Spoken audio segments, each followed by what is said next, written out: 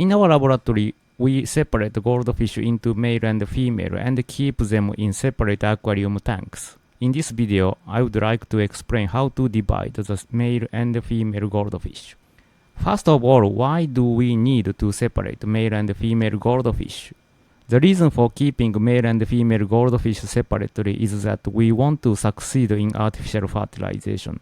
Successful artificial fertilization is very important to us because we want to observe embryonic development carefully, and the key to successful artificial fertilization is to keep males and females separate before the spawning season. So how do we distinguish between male and female? The males of goldfish during spawning season exhibit breeding tuberculosis. Although it varies depending on the individual, male goldfish generally develop white particles called breeding tuberculosis on their gills and pectoral fins. You can easily distinguish between males and females by directly touching them. When you touch the head or pectoral fin, the male feels rough while the female feels smooth. It's a little difficult to convey the texture in the video, but the image is that the surface of male fish as rough as sandpaper and that of female is as smooth as a glass bottle. You can use the difference in touch to tell males from females. I usually wear rubber gloves for the convenience and safety for the experiment. But in this case, I remove the gloves and check the surface of the goldfish body. At this time, it is kind to fish that you first soak your hand in water to cool them for a while and then touch them. The other method is gently catch the fish, press on the abdomen gently and check the cloaca to see if sperm comes out. This is a very accurate way to identify males. So far, I have experienced how to distinguish males, but I would also like to explain how to distinguish females. However, if I say the conclusion first, the method of distinguishing the female is considerably more difficult. If you observe that the cloaca is protruding when you look at the goldfish, it is likely to be female.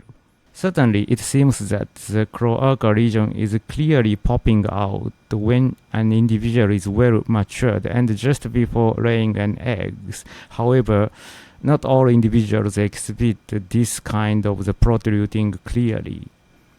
Sometimes I've found out later that a fish I initially thought was female turned out to be male.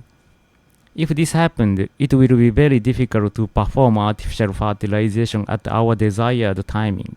If you mix males and females together for too long, the females will eventually finish spawning most of their eggs. If that happens, we will not be able to perform artificial fertilization and our observation experiment will be compromised. That's why it's important to separate males and females. However, as the number of goldfish handled increases, the risk of making mistakes in sorting males and females also increases. Therefore, in order to avoid such mistakes, if there is extra space available in the tanks, I recommend dividing the fish into 3 groups: males, females, and an unknown group.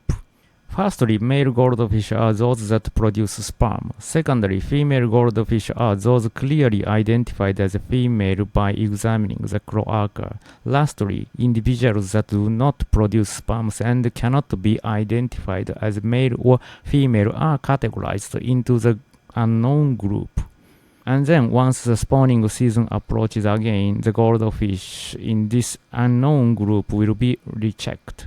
This approach helps to reduce the risk of accidentally placing males and females in the same aquarium tank. We as a team in the laboratory divide the tasks among ourselves and carry out this work almost every year. By successfully separating the male and female goldfish, we can perform artificial fertilization. We hope to share the result of these experiments in future episodes.